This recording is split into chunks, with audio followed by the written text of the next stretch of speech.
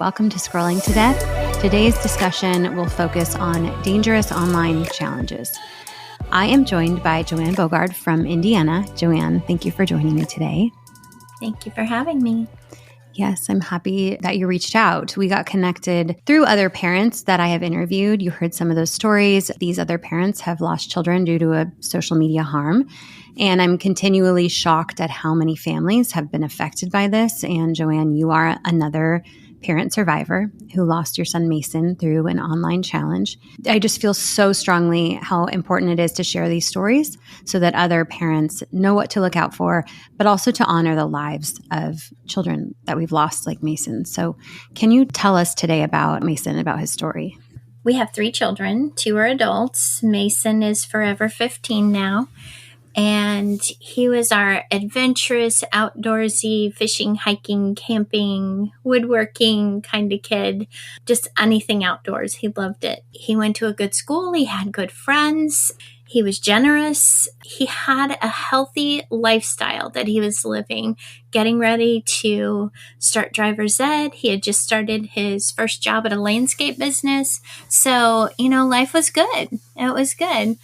And on May 1st, 2019, it was a normal day for us with work and school and dinner. And he went up to take his shower and he tried the choking challenge, which is a viral social media challenge that goes around where children try to get themselves to pass out. And then, of course, they wake up and they post their video and they get the likes and the laughs and all of that they crave so much. This generation just craves that as a way of feeling accepted by their peers. So when Mason tried it, we found him. He was not breathing and didn't have a heartbeat. My husband did CPR and got a pulse back, but Mason never woke up.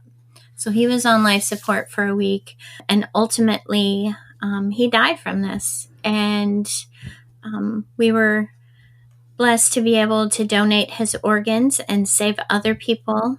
And when we did that, there was a video that was recorded of his honor walk by the donor network. And that went viral really quickly.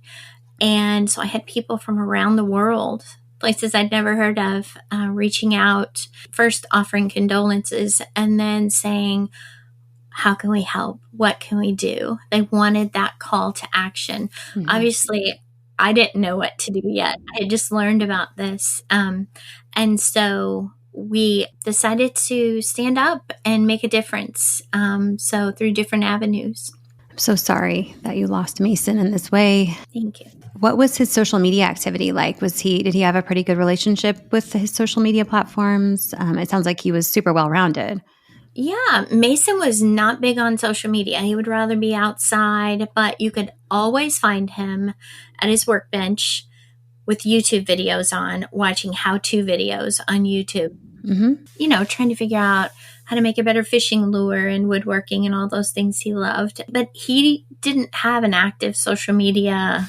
He wasn't really big on that. So he'd rather be outside. So, and I was that parent, that crazy parent who had all of, and this was 2019. So I had all the safety features turned on that were given to us at the time. Mm-hmm. I had watchdog apps in place.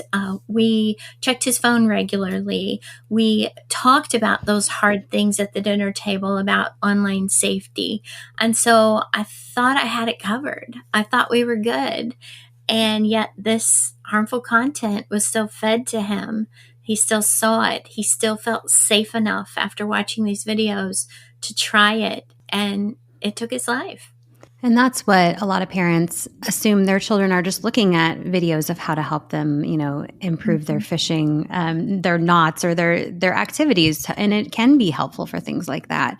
But then how does such a dangerous piece of content fall into that algorithm? Have you done any research around this since then? Like, why are these platforms serving content that the kid isn't even looking for? Right. To back up a little bit, so 2 weeks before Mason's accident, he came to me with his phone and he said, "Hey, Mom, look at this funny video, this funny challenge that popped up on my phone." Mm-hmm. And, I had heard of the ice bucket challenge and some other things when we watched it. And I don't remember what it was, but it wasn't a harmful one. Mm-hmm. But that opened that door. And we had that conversation about, Mason, some of these can be dangerous. You have to be careful. And I remember thinking in my head, how did that get through with all of those watch things on? But I thought, well, maybe it really wasn't that harmful, maybe like the cinnamon challenge or something like that. But we had that conversation. And what I have found is it's the social media companies who get to decide what's safe and what's unsafe, what your child should watch. They might hamper something from you or I that maybe is political in their mind, and for us, we're thinking, why did I get shut off for that? And yet feed this harmful content to our kids. And, as we already know now, it's all about how long they can keep them engaged. And the more crazy the content is, the longer these kids are going to watch it. These companies are not transparent and they're not audited, and they don't apply those filters that we need them to apply, those safety features.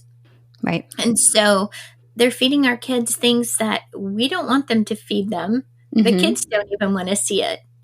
Right. So. And when you say the company decides, it's not even people. It's the technology that decides. So whether that's AI or whatever kind of technology they've created to choose what is going to get the most engagement, that technology doesn't have a morality filter or something to judge whether it's dangerous. There's AI recommending to people smoke cigarettes to lose weight, which it's just there's no filter of the human touch to it. I do want to make a point too that parents often feel that their child won't be harmed because they've done all the things that you mentioned doing to prepare their children. From every story I hear, it's normal children. It's any child.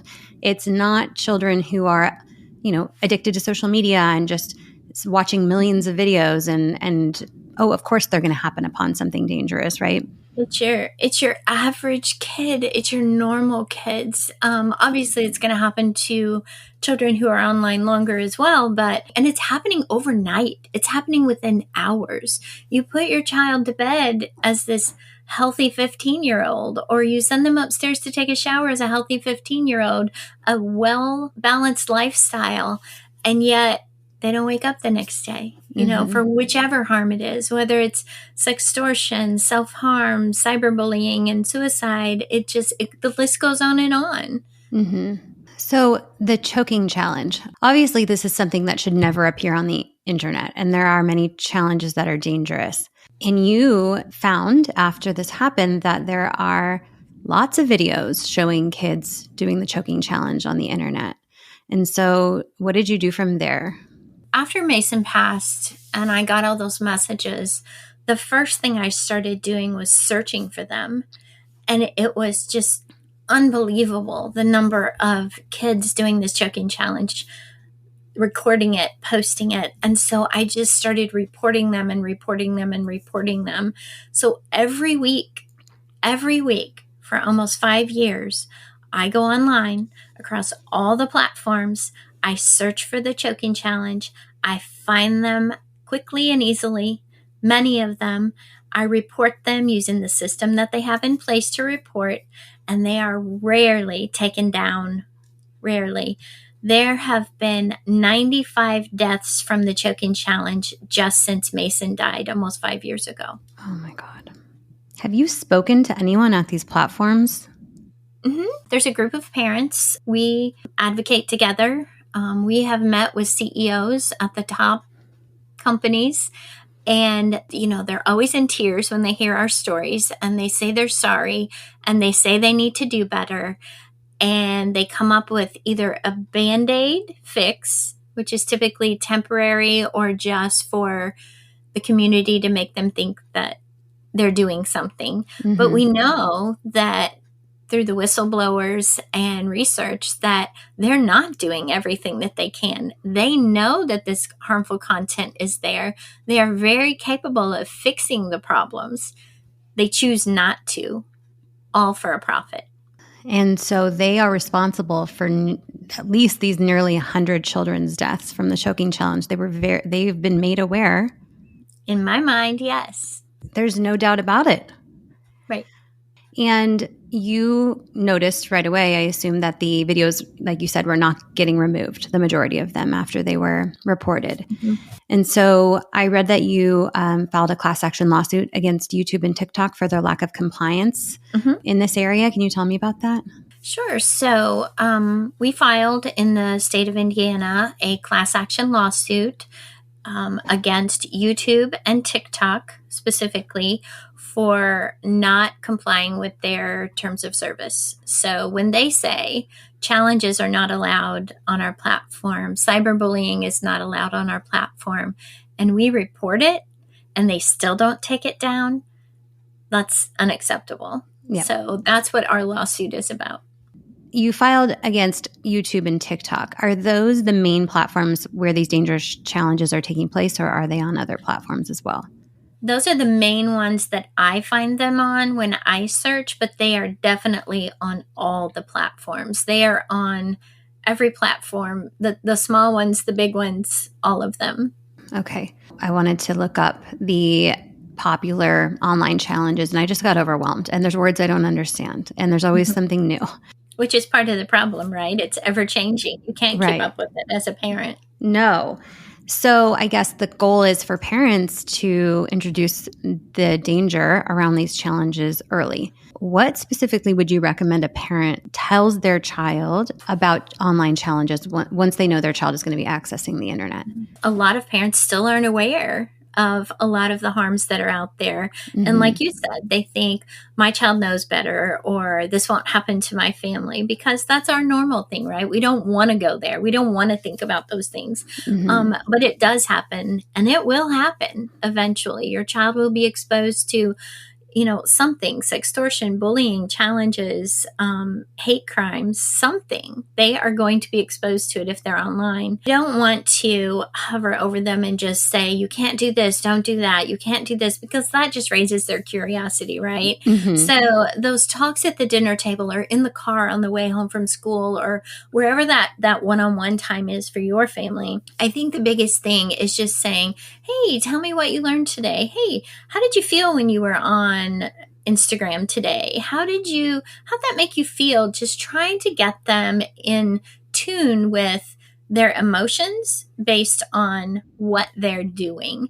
So how did you feel when you were playing outside? How did you feel when you were on that gaming system? Just opening up that door for conversation is the starter.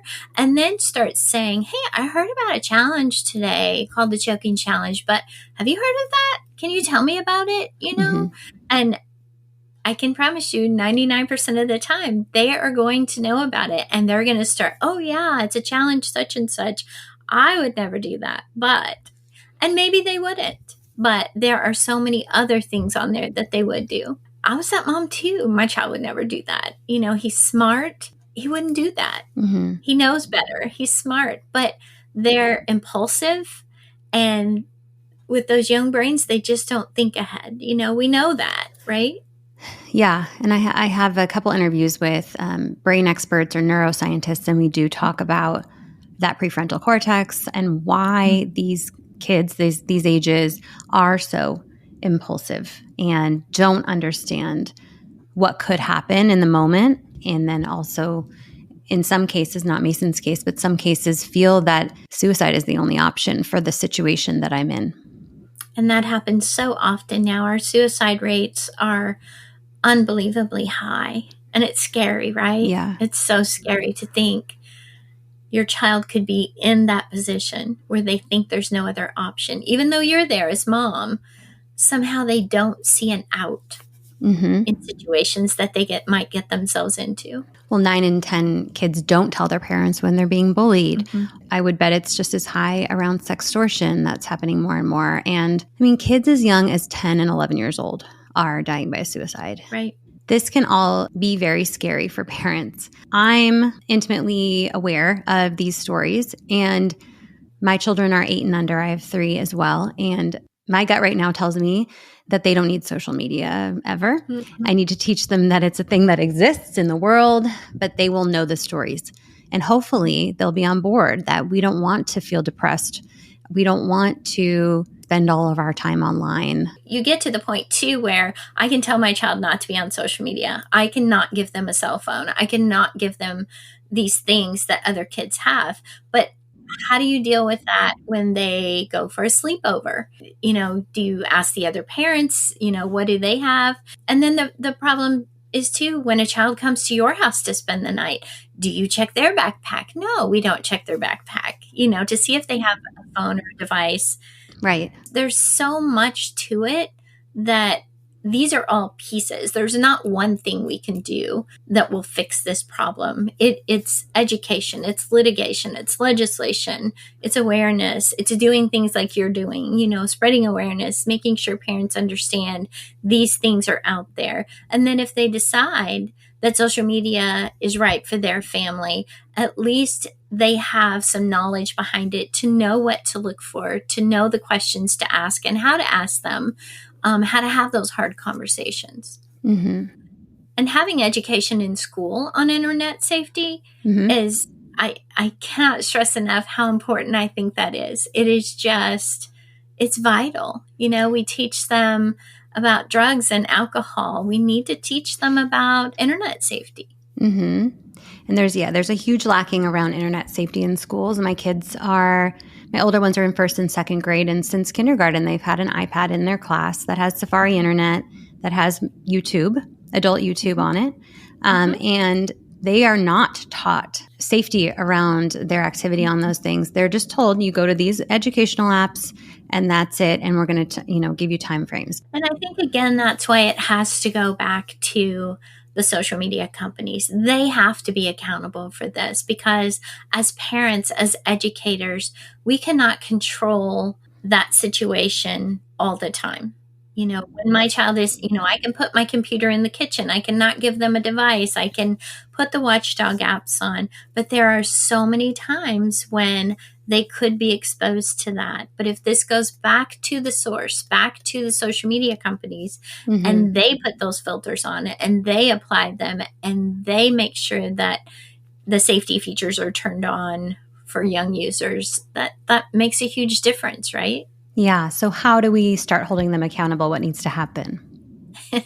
Well, I advocate for some state bills and some federal bills. And the big one right now is the Kids Online Safety Act. That's in the Senate right now.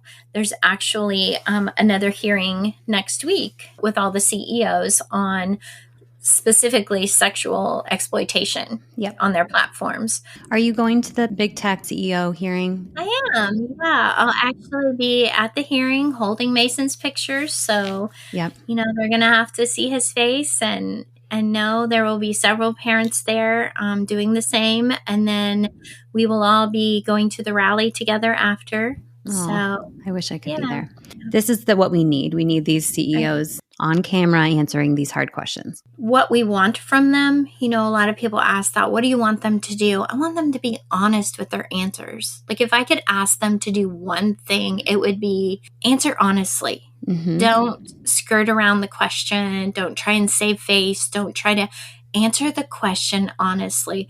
Can you fix this? Will you fix this? Do you recognize that it's a problem? And move forward so that we can actually fix the problem. 95 more kids didn't have to die. And that's one harm, one challenge, one thing. And if you think about, like cyberbullying and suicide, those rates are so much higher than that even. Extortion, sexual exploitation, all of it. Evan Spiegel, this is your chance. All of them. This is your chance to be honest.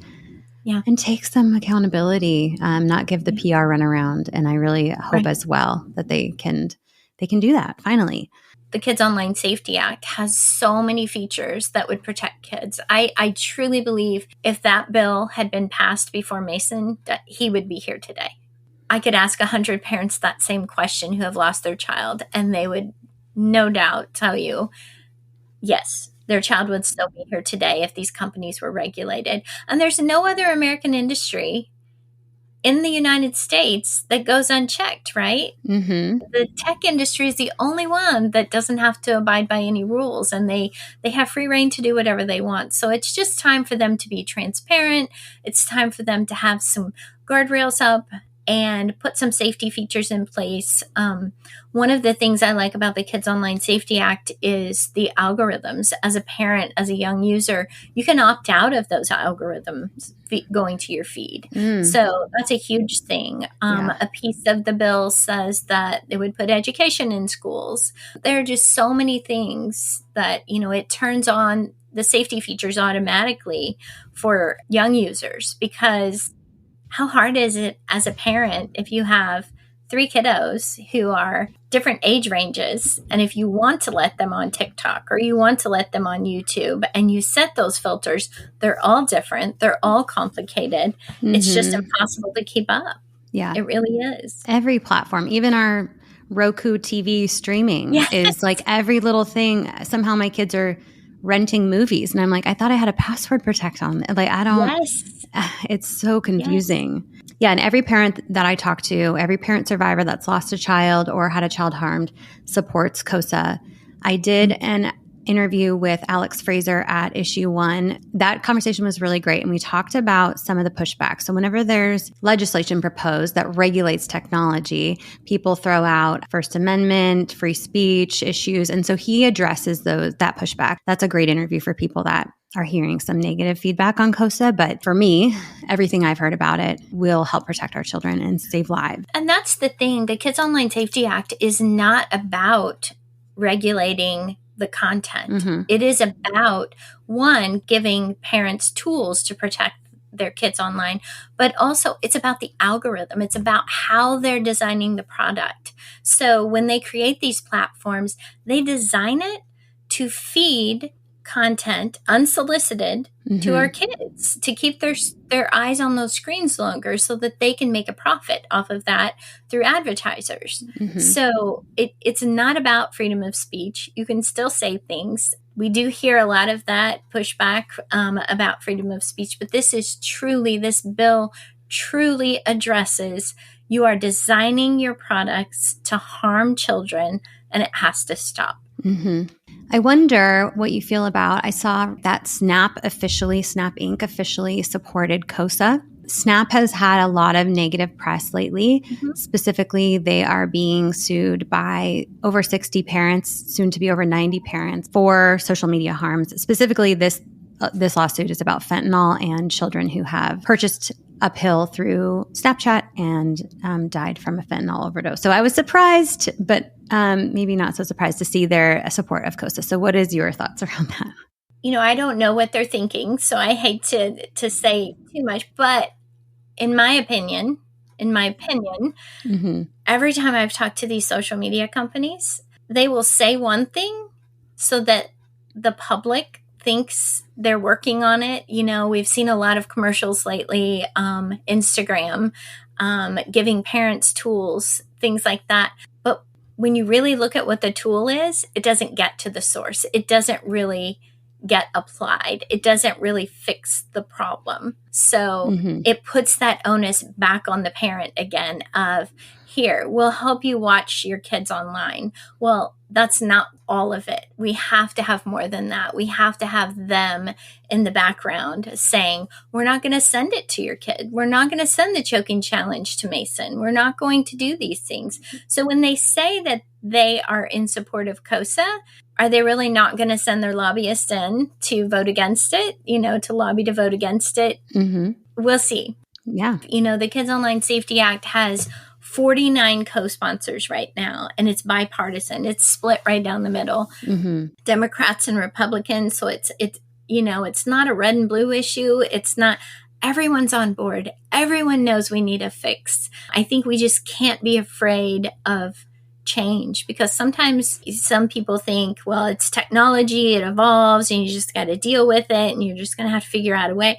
It doesn't have to be that way. It doesn't. I mean, we can certainly mandate that they make some changes that we know they're perfectly capable of making, and they being the social media companies. Mm-hmm. Well, and we can't allow them to be protected under a law from the 90s anymore. Like, we have to Section 230. evolve. Yeah. They're evolving. We need to evolve in regulating them. Absolutely. And we are so far behind in that. 25 years, it's just too long. We need legislation. And like I said, the Kids Online Safety Act is, in my opinion, the best bill out there that covers so much. Are there in-person events that parents could potentially attend? I know you co-founded and co-lead the online harms prevention work group at Fair Play. You can tell me about that, but I'm always interested in how can I meet people in person and try to connect. I think any town that you're in, there's someone who will stand up with you, about some of these things. So whether it's something specific or whether it's broadly online harms, or, whether it's education in schools on internet safety or any of those things. Yeah. And I mean, I need to do this as well, but getting together with parents locally just to talk, friends, parents of your children's friends, just to talk about what are you guys doing around screens. So there's friend groups, and then there's also getting in front of the PTA and getting in front of your school district and saying, what are our safety measures around these devices, and that our children are spending most of their day at school and accessing lots of devices now, and we need to be involved in that. We need a little bit more of an involvement in the decisions around that. And I think we're getting there. You have more and more parents standing up, coming together at PTAs and at schools and in your neighborhoods saying, I'm worried about my kid on social media. Well, mine's not on it. Really? Okay, then mine's not going to be on it either. I think when you have those common groups of parents, it's easier to say no, because that screen time fight is in every home. You can say it's not, but when they get to a certain age, it's going to be there. My friends all have it. I need it. I want it. It's not fair. So those fights are real. Yeah. And I think if you have those like-minded communities that band together and say, we're not going to give our kids phones or smartphones until such and such age, or we're going to just use dumb phones or no social media, and just figure out what works for your family and your community. I think that's where changes happen. Yeah. It doesn't have to be the entire class that all doesn't have phones. If there's at least a handful that you can band together with, that will really help to normalize it within your child and help them be okay with that decision. I know this is a tricky question, but what would you say the sweet spot is for giving your child a smartphone? What age generally, and every family and child is different, but what age would you consider a smartphone, if you had to do it all over again? If I had to do it all over again, I'd get rid of my smartphone. So, what I mean? So maybe never. I think, even as adults, we get so addicted. How often do I really need to check my email? And how often do I check my email only because it's convenient right there in front of me?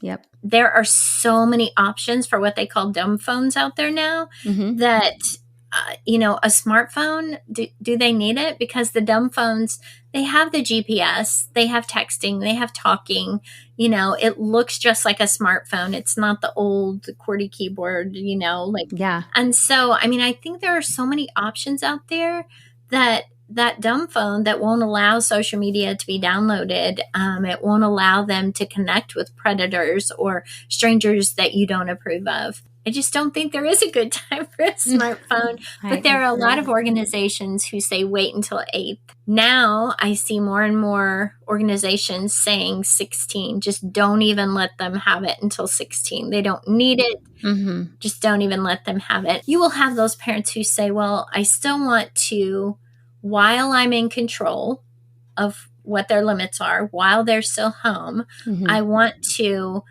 be sure I can watch over them and teach them properly how to use it. Yeah. So by doing that, age 16 in my mind seems like a reasonable age to say, okay, you're driving now, so you have a lot more freedom. So let's do this little bites at a time. Let's start with this type of cell phone and start moving up with the smartphone on what they can download and what they can view, and watch them and have those conversations every day. Yeah. It can't be, oh, we already talked about sexual exploitation or meeting strangers online.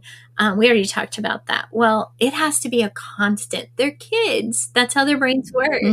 It's reminders, reminders, reminders. Yeah. And because I have heard the algorithm can go from light and fluffy to just within the next 5 minutes, all of a sudden they're getting served dangerous stuff. Very true. And those dumb phone companies, so the big ones are Pinwheel, there's Bark, and there's TrueMe. I have done little review videos on those phones. And I think Google has one now too. Oh, really? I'm not sure. Okay. I think they do. Okay, let me look into that. Check that. Verify that. I'm not sure, but I think they do. I will. I wish they had a better word for it or descriptor than dumb phone. I know, dumb phone. What kid wants to walk around saying, I have a dumb phone? I'm a dummy. I have a dumb phone. I think just calling it, I have a cell phone. I have a basic phone, Right.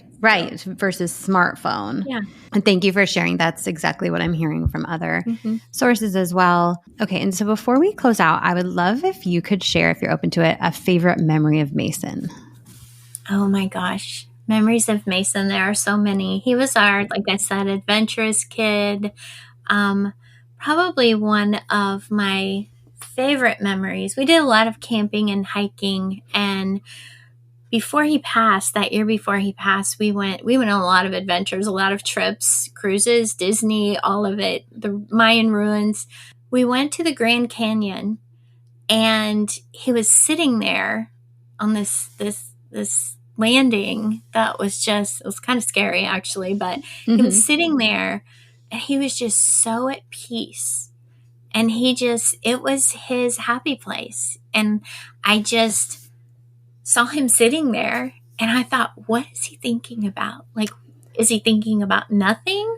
Is he thinking about, what is he thinking about? So after his moment, of course I didn't interrupt him. And then after a while when we left, he said, Mom, I'm going to live here someday. Oh, he was imagining his life. Yeah. And so I do think often that he visits there. Yeah. That was his very special place. And it's to find that in your lifetime, even a short lifetime. I don't think I've found that place yet. Yeah, really. But yeah, that makes me smile when I think of him sitting there so at ease with who he was, peaceful, serene. Thank you for sharing that, Joann. That is so, so sweet. And it's rare to hear a child just sitting anymore, or a teenager. Really. Yeah. And he was 14 at the time. So, wow. Yeah. In their own thought. The other day actually reminded me, I was in the car with my husband and 3 kids in the back, and there was 45 minutes went by and the kids were all awake, just looking and thinking. And I just said to my husband, like, what are they all thinking about? You do wonder sometimes, what are they thinking? Are they plotting? Yeah. Right.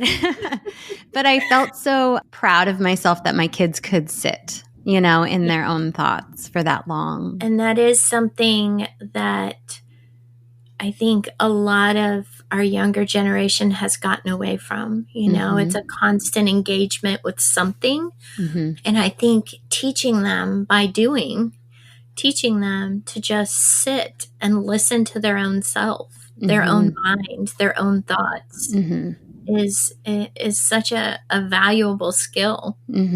So. Yeah, and they may call it boredom, but boredom comes up a lot on this podcast, and it's extremely important to their brain development. You have to be bored. You have to be bored. Yeah. Yeah, for sure.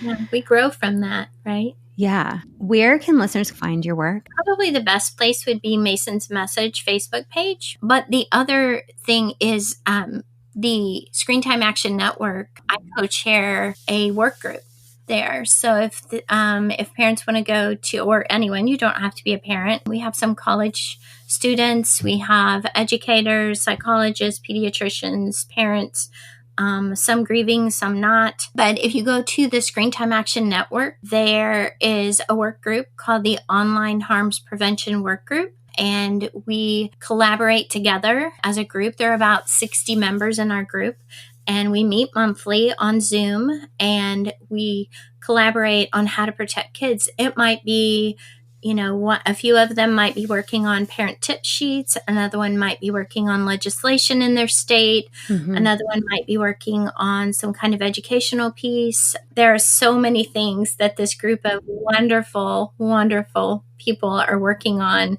It's amazing. It's a really wonderful work group that is very active, and they're making changes. And it doesn't take hundreds of people or thousands of people. No, it doesn't. It takes people who care, though. It takes people who are passionate, and if you have a passion for something, whether it's a podcast that spreads awareness, or legislation, or whatever it is, if you're passionate about it and you can help someone else, that feels so good to do that, right? It makes your heart feel good to be able to help someone else. It does feel good. It feels like the only thing, once I transitioned away from my other career to this, I was like, oh, I wish I was doing this years ago. I just kind of floated through, like, not really feeling passionate about anything until I found the thing that I will never not be able to do. Joann, thank you so much for being so vulnerable and sharing your story. I'm just one little piece, and I'm so grateful to be able to share your story and other parent survivors' stories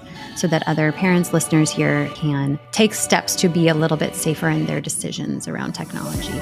And we appreciate you doing these podcasts, because that's what gets it out there. That's what lets parents know, this is what I need to be doing. This is what I could be doing or should be doing for my family. Yeah. We appreciate that. Thank you, Joann.